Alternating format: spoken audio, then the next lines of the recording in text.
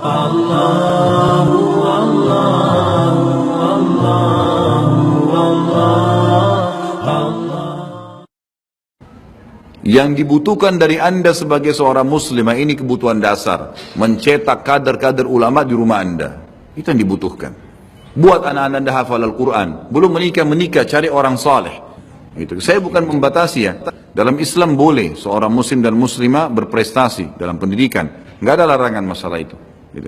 Tetapi Aisyah radhiyallahu anha dan istri-istri Nabi yang lain, mereka sangat banyak menghafal hadis Nabi. Mereka jadi ulamanya para sahabat, tidak ada batasan dalam menuntut ilmu. Tetapi dilihat maslahat dan mudaratnya. Gitu kan? Ada hal-hal dasar yang harus kita dahulukan. Ada namanya aulawiyat, hal-hal yang harus didahulukan, dan ada orang yang ada sesuatu yang cuman tambahan, ya. Tambahan-tambahan saja itu tidak perlu dikejar. Terutama masalah akhwat, tolong digarisbawahi, ada tugas-tugas utama Anda yang jauh lebih mulia. Nabi SAW menekankan untuk berumah tangga. Kata Nabi SAW, wanita manapun yang sholat 5 waktu, tidak disebutkan sunnahnya. Puasa Ramadan, tidak disebutkan puasa sunnahnya. Dan melayani, mentaati suaminya pada hal yang ma'ruf. Pada saat meninggal disuruh, dibolehkan memilih dari 8 pintu surga yang mana dia mau. Pintu ke-8 itu, tidak ke 100 namanya Firdaus. Laki-laki harus 4 golongan. Nabi-nabi, syuhada, siddiq, dan orang soleh. Nabi-nabi ini saya sama teman-teman sudah nggak bakal bisa dapat, gitu kan? Mustahil. Orang-orang syuhada harus hadir di medan perang, dibacok sama musuh, dibunuh, bisa hancur badannya. Ini juga butuh keberanian. Siddiq, dari sekian banyak sahabat yang dapat julukan Siddiq berapa orang? Abu Bakar radhiyallahu anhu. Semua insya Allah bisa derajat Siddiq, tapi dapat gelar predikat ini cuma 1 orang. Tinggal orang soleh. Orang soleh ini semua yang perintahkan dikerjakan, semua yang dilarang tinggalkan.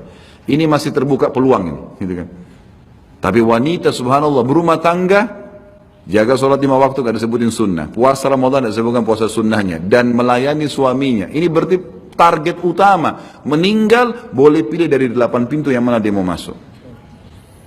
Lalu kira-kira wahai ukhti muslimah, apa yang lebih kamu kejar daripada ini coba? Prestasi ijazah, uang yang akan memenuhi tabungan, pujian orang yang hanya sepanjang lidahnya. La ilaha illallah. Harus difahamin masalah ini.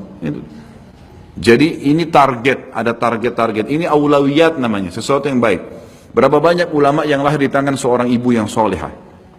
Gitu kan? Lahirnya Isa alaihissalam seorang nabi dari seorang Maryam yang tidak pernah keluar rumahnya kecuali dalam keadaan darurat. Sampai kalau Maryam keluar, semua orang situ tahu, oh ini Maryam keluar, karena jarangnya keluar.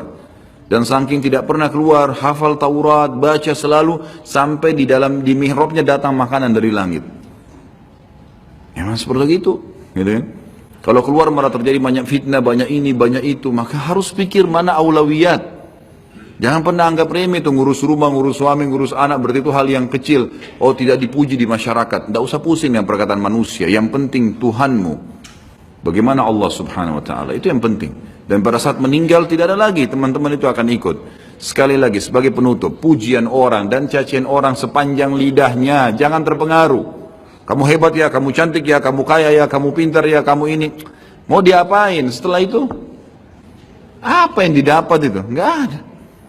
Nggak ada sama sekali, apa yang mau dikejar gitu kan? Itu cuma kemasan dunia saja. Yang penting kita pikirkan bagaimana kita selalu berbuat hal-hal yang positif.